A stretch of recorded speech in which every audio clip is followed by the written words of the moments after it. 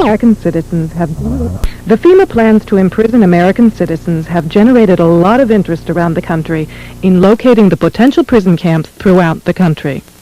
These may be facilities currently being used as prisons, such as those you saw earlier, or prisons that are being built supposedly in the name of the war on drugs, or facilities that have other uses but which could be quickly used to detain large numbers of people, such as this Amtrak facility in Beech Grove, Indiana. We're standing now in the main parking lot, which doesn't look too sinister. At this level, it is a very large parking lot, fenced on all sides by fence topped by barbed wire. It also has these electronically operated turnstiles.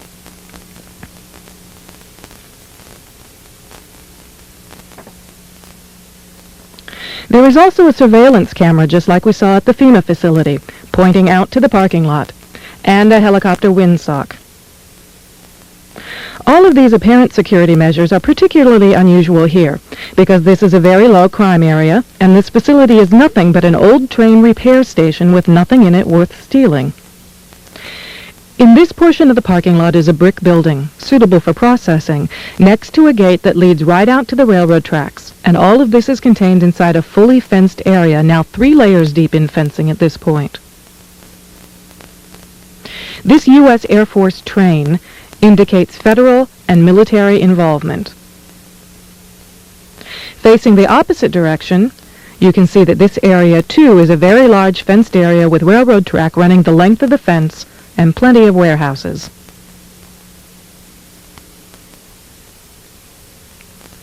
This facility was supposed to have closed in June of 1993, yet instead several $1 million in federal funds have been spent on supposed renovations over the past 2 years. Helicopter windsocks and markers are evident throughout the property. This small building is the only way into a particular fenced area. Inside this building, we see more of the motion-activated detectors, electronic turnstiles, and prison bars.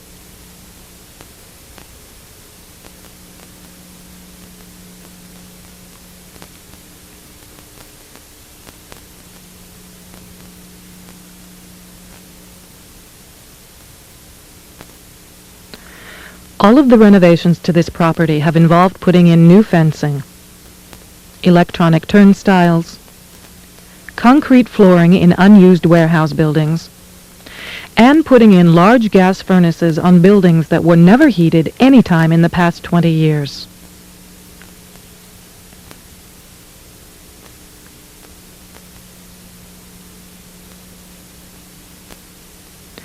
Outside this building is fencing and a cattle run section of fence, all topped by barbed wire, pointing inward, not to keep people out, but to keep people in.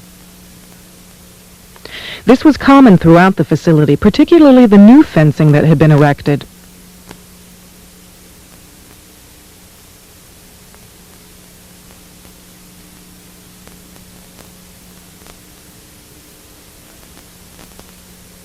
Inside the fenced area on the other side of the building, you'll see signs that say Red Zone, right up next to the railroad tracks that run the length of the fenced area.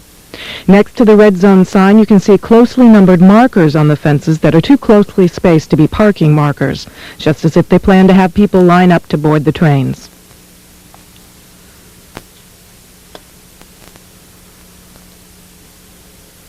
Here's a helicopter marker on the power lines outside the facility, indicating expected helicopter traffic, and again, another tall radio antenna.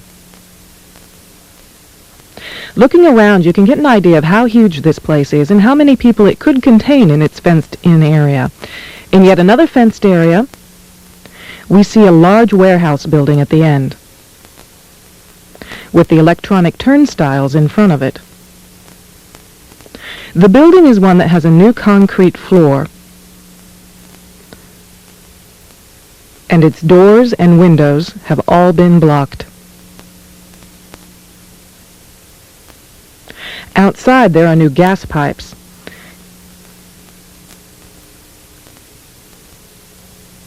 Even as we were filming, a black helicopter flew over us, observing what we were doing, which has happened many times when we have been at the facility.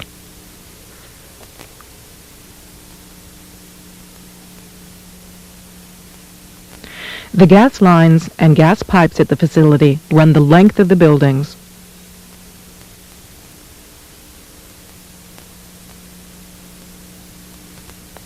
And come out at some very, very large, brand new furnaces that have been installed at the buildings throughout the facility.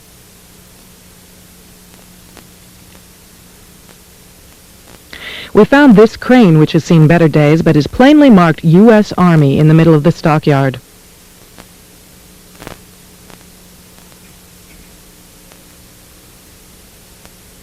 We found other fully working military trucks and equipment here at other times.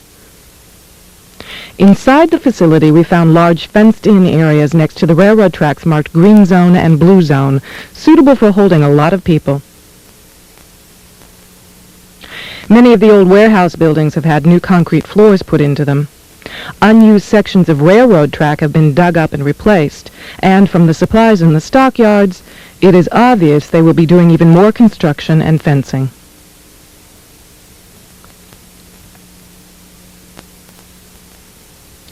Senator Lugar of Indiana recently obtained more federal funding to renovate this facility, which is supposedly only for the repair of broken trains and where most of the buildings on the property haven't been used for years. It certainly appears they are expecting more than just broken trains. This tower, overlooking the entire facility at one end of the facility along the railroad tracks, also has a radio antenna on it with a ladder up inside of it. It would make an excellent watchtower.